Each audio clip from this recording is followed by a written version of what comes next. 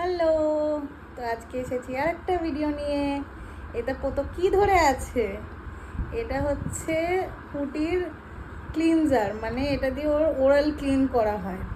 এটার আমি একটা ছোট নর্মাল ভিডিও বানিয়ে আগে দিয়েছিলাম, কিন্তু তখন তো এরকম ভিডিও বানাবো ঠিক করিনি, তো সেরকমভাবে দিইনি। তো এইটা হচ্ছে এরকমভাবে পাওয়া যায়, অনেক অনেক অনেক কোম্পানিরই পাওয়া যায়। তো বেসিক্যালি ডক্টর বলে যে খাওয়ানোর পরে পরে প্রত্যেকবার, মানে একদম পরে পরে করলে বাচ্চা বমি করে দেবে, একটু খাওয়ানোর পরেও দিনে 2বার হলেও বাচ্চার জিভ পরিষ্কার করতে, কারণ জিভে সাদা সাদা প্রলেপ জমে যায়। তো সেই ক্ষেত্রে আগেকার দিনে আমাদের মায়েরা যেটা করতো, সুতির সাদা ধুতির কাপড় রেখে সেটাকে গরম, মানে আঙুলে করে গরম জলে চুবিয়ে এইভাবে বাচ্চার জিভ পরিষ্কার করতো, ঘুরিয়ে ঘুরিয়ে ঘুরিয়ে ঘুরিয়ে। কিন্তু ব্যাপারটা হচ্ছে অনেকে আবার এইসবে মধু মিছরি এইসব দেয়।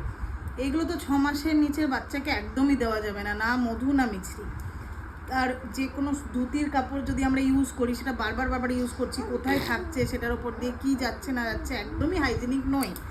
তো সেই ক্ষেত্রে ইউজ করা যায় হচ্ছে এইগুলো অনলাইনে প্রচুর কোম্পানির পাওয়া যায়। এরকম স্টিকে আসে ললিপপের মতো।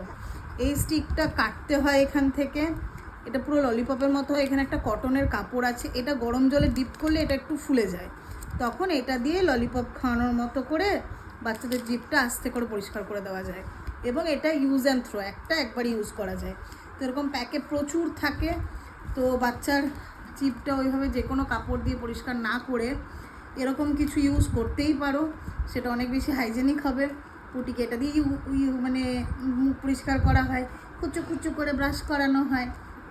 আর হচ্ছে একদম আগেকার দিনের কথা শুনে মিছরি ফিছরি মুখে একদম দেবেন। Thank you.